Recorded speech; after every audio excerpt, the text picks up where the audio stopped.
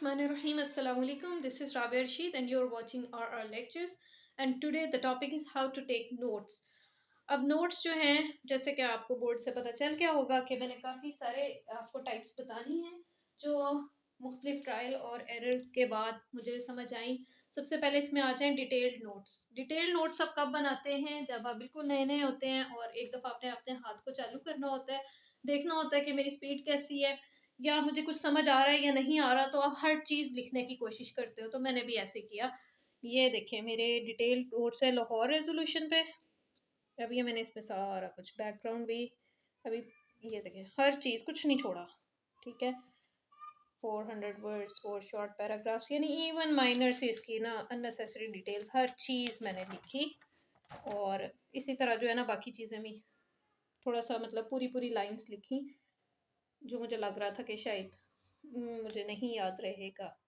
ठीक है, तो इस तरह जो है ना मैंने डिटेल नोट्स बनाए। और दूसरा तरीका था इस तरह, ये रहा दूसरा तरीका। जैसे ये अफ़गानिस्तान के ऊपर कोई इशू है और मैंने इसमें पूरी डिटेल पाकिस्तान अफ़गान रिलेशंस, अयूब खान के एरा में क्या थे, इसमें अयूब खान ने क्या किया क्या कहा।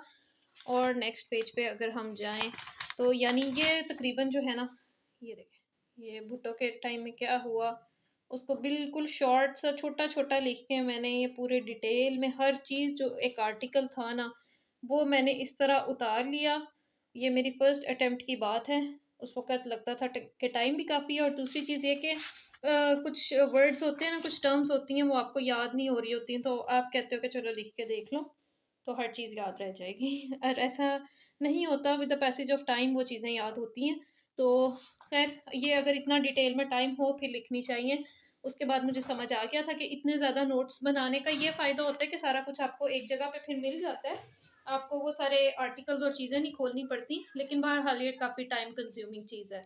लेकिन अगर आप फ़ायदे की बात करें तो ठीक है, इसका फ़ायदा हुआ था। एक तरफ़ा हाथ खुल जाता है आपका, आपको लिखने की एक स्पीड बनानी पड़ती है क्योंकि आपको पता होता है कि आपने एक टाइम में जो है ना वो ये कवर करना ही है। अच्छा जी, नेक्स्ट आ जाएँ लीनियर नोट्स। ये होते हैं शॉर्ट नोट्स और इसमें आप एक साइड पे स्पेस भी छोड़ सकते हैं मज़ीद चीज़ें लिखने के लिए। ये कुछ इस तरह के बनाए थे मैंने। अब जैसे ये वाटर क्राइसिस है, तो मैंने इसको काफ़ी दफ़ा पढ़ चुकी थी, चीज़ें समझ आ गई थी, तो मैंने एक लाइन में ना सिर्फ एक हेडिंग लिखी।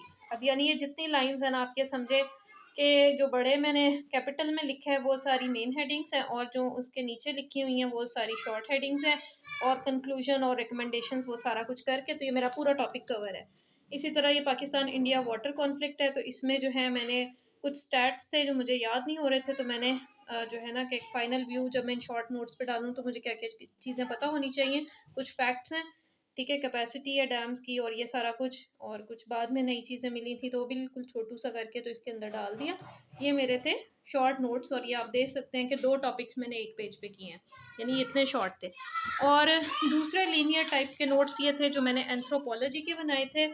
इसमें ये भी मैंने कोई नेट से ही ये तरीका देखा था कि इस तरह के नोट्स बनाएँ कि आप एक साइड पे जो है ना इतनी सी लाइन छोड़ दें और वहाँ पे जो है बाद में किसी न्यूज़पेपर में या किसी चीज़ आप जो है ना you come across any fact, तो वो फैक्ट आप फिर अपने इस टॉपिक के साथ लिख लो। वो जगह छोड़ी होगी तो आपके पास फैक्ट लिखने की जगह होगी, वरना आप देख सकते हैं कि इस पूरे पेज पे और कोई जगह नहीं है, ठीक है? तो मैंने इस तरह ये जो है ना एंथ्रोपोलॉजी का, कि ओबामा की मदर भी एक एंथ्रोपोलॉजिस्ट थी, तो जब मुझे पता चला तो मैंने फिर वो चीज़ यहाँ पे जगह छोड़ी हुई थी तो मज़े से लिख ली। तो इस तरह जो है आप ये पेज की इतनी सी साइड 1/3 उसको छोड़ दें और बाकी के ऊपर जो है वो अपने नोट्स बना लें। ये थोड़े से डिटेल और वन लाइनर के दरमियान की चीज़ें थी, तो कुछ मतलब ज़्यादा चीज़ें हैं इसके अंदर, बहुत डिटेल भी नहीं है लेकिन बहुत शॉर्ट भी नहीं है। अच्छा जी, थर्ड टाइप है कि शेप्स बना लें, एरोज़ बना लें, कलर्स डाल लें, मैप्स ड्रॉ कर लें। ये हैं पाक स्टडीज़ के, पाक अफेयर्स के या इंटरनेशनल रिलेशंस के या किसी भी सब्जेक्ट की वो चीज़ें जहाँ पे मैप्स आते हैं। और मैप्स तो लाजमी सी बात है ना, आपने ड्रॉ करके ही वो चीज़ें समझनी हैं जो मैप वाली हैं, ठीक है? जैसे जियो पॉलिटिक्स हैं तो वो मैप्स के साथ ही आपको समझ आती हैं।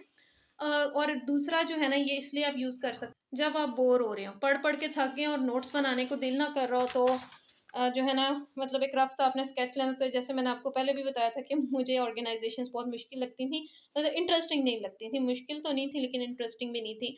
तो फिर मैं उनको इस तरह जो है ना बड़े-बड़े एरोज़ लगा के और डब्बे-शब्बे बना के उस तरह याद करती थी। और कोटेशंस जो हैं वो ज़रा किसी कलरफुल चीज़ के साथ लिख लें आप, ठीक है? नाटो का मैंने बनाया था, इसमें जो है डेट्स वगैरह कुछ अहम फैक्ट्स थे वो डाल के और कलरफुल कोटेशंस कर ली। और ये चाइना का इशू था। अब ये सारी वो चीज़ें हैं जो बार-बार नज़रों के सामने से गुज़र रही होती हैं, न्यूज़ में भी आ रही होती हैं, तो उसको थोड़ा-सा इंटरेस्टिंग बनाने के लिए मैंने इस तरह के इसके नोट्स बना लिए। देखिए मैंने बनाया तो इसको सीधा करके लिखना था, लेकिन फिर मैंने इसको ऐसे कर लिया और इसमें थोड़े से कलर्स ऐड कर लिए ताकि दोबारा पढ़ते हुए थोड़ा-सा तो अच्छा लगे ना। दिल तो करे कि मैं क्या लिखा है, क्या बनाया, पढ़ लूँ एक दफ़ा। और मैप्स वाले मैंने कुछ इस तरह के बनाए थे। ये देखें ये मैप है और ये मैंने आजकल कर रही हूँ। इंटरव्यू की प्रिपरेशन में कुछ जियोपॉलिटिक्स को समझने की कोशिश कर रही थी, तो वो इस तरह जो है ना बिल्कुल शॉर्ट भी नहीं है, बहुत लॉन्ग भी नहीं है, लेकिन कुछ फैक्ट्स हैं जो एरोज़ के साथ जो है ना मैंने चीज़ों को इंटरलिंक किया हुआ है। और इस तरह मुझे पढ़ने का भी मज़ा आ रहा है और दोबारा भी जब ओपन करूँगी तो पढ़ने को दोबारा दिल करेगा। बिल्कुल वो जैसे पहले वाले गंदे-गंदे आपने मेरे नोट्स देखे हैं, वो तो दोबारा पढ़ने को भी नहीं दिल कर रहा होता। इंसान जो है ना वो जान जला के पढ़ता है। अच्छा जी, फिर आ जाएँ टाइमलाइन और नेम्स ऑफ बुक्स और ऑथर्स। ये बेसिकली एमसीक्यूज़ के लिए आपको बहुत हेल्पफुल रहते हैं। अगर पाक अफेयर्स या इंटरनेशनल रिलेशंस है तो उसमें तो बहुत सारे इवेंट्स जो हैं वो टाइमलाइन के साथ चलते हैं ना। तो इस तरह आपने एक साइड पे जो है वो डेट्स लिख लेनी है, ठीक है? और आप उसको असेंडिंग ऑर्डर में लिख लें और फिर वो सारा कुछ लिख लें, तो एक आपकी टाइमलाइन तैयार हो जाएगी, ठीक है? मेरी कोई इतनी ख़ास नीट नहीं है और शायद तरतीब भी कोई इतनी सही नहीं थी इसकी, लेकिन बहरहाल ये एक काफ़ी मुझे इसका फ़ायदा हुआ था।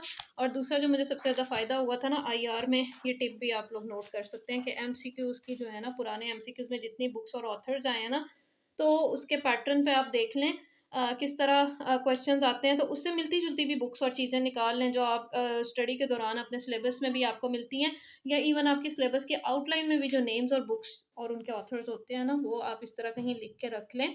उसमें से लाज़मी कुछ ना कुछ एमसीक्यूज़ आ जाते हैं, ठीक है? और इसका मुझे बहुत ज़्यादा फ़ायदा हुआ था। एक दफ़ा नहीं कई दफ़ा हुआ है आईआर के दोनों पेपर्स में। और मैं बड़ी एहसानमंद हूँ, बल्कि इवन इसमें से ही आईआर का है, लेकिन इसमें से ही कहीं ना पाक अफेयर्स में भी किसी ऑथर या बुक का उन्होंने पूछा था।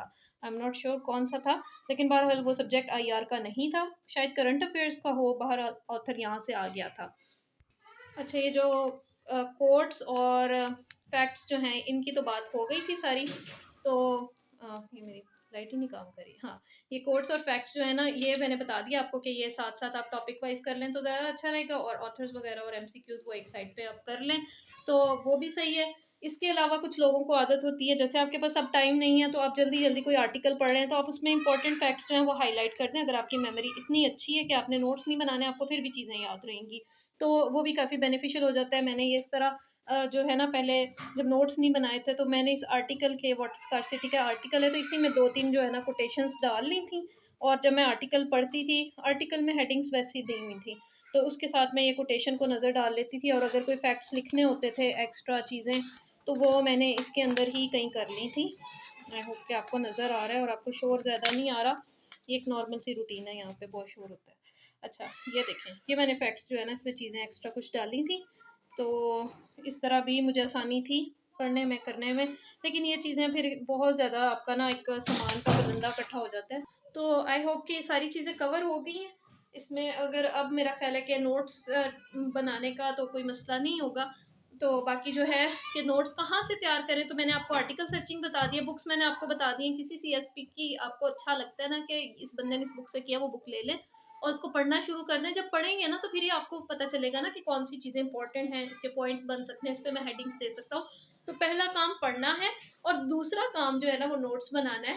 तो जब आप एक दफ़ा एक आर्टिकल को पढ़ लेते हैं या साथ-साथ उसके नोट्स लेते हैं, आपको लग रहा है कि इंपॉर्टेंट चीज़ें हैं, मुझे दोबारा बुक नहीं पढ़नी पड़ेगी, दोबारा मैं सिर्फ अपने नोट्स को देख लूँगा तो मुझे चीज़ समझ आ जाएगी, तो ये बेस्ट वे है। और इसके साथ जो है ना एक कॉन्सेप्ट ये भी है कि आप, हमें लग रहा होता है कि हमने अभी कोई चीज़ पढ़ी है ना, हमें याद रह जाएगी, वो हमें याद नहीं रहती।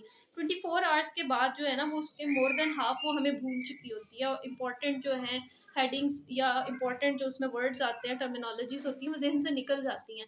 तो उसका आसान तरीका ये है कि आप अपने जो है ना मेमोरी कार्ड्स बना लें या इस तरह नोट्स बना लें और वो रख लें। नोट्स को आप जो है ना 24 आवर्स के बाद एक दफ़ा रिविज़िट ज़रूर करें, एक नज़र डालें। और अगर आप किसी से डिस्कस करेंगे ना तो वो तो सोने पे सुहागा हो जाएगा कि आप जो है ना किसी से भी वो डिस्कस कर लें जो चीज़ आपने जिसके नोट्स बनाए हैं, और डिस्कस करने से पहले एक नज़र अपने नोट्स पे डाल लें, तो वो इंशाल्लाह इतना अच्छा पक्का हो जाता है ना। और जब आप अपने ज़ुबान से वो वर्ड्स अदा कर देते हो, बोल देते हो ना, फिर वो कहीं नहीं जाते। फिर वो आपकी जो है ना बहुत ज़्यादा अच्छी वाली मेमोरी आपकी बन जाती है। तो इस तरह जो है ना आप अपने नोट्स प्रिपेयर करें और लोगों से शेयर करें। नोट्स शेयर करने से ना कुछ लोग बहुत छुपा-छुपा के रखते हैं कि हमने अपने फ्रेंड्स के साथ अगर शेयर कर लिए तो पता नहीं क्या हो जाएगा। इससे कोई फ़र्क नहीं पड़ता। अगर किसी को फ़ायदा होता है तो उससे जो है ना अल्लाह ताला आपको किसी तरह से उस चीज़ का फ़ायदा देते हैं। अगर आप अपने किसी फ्रेंड की हेल्प कर रहे हो।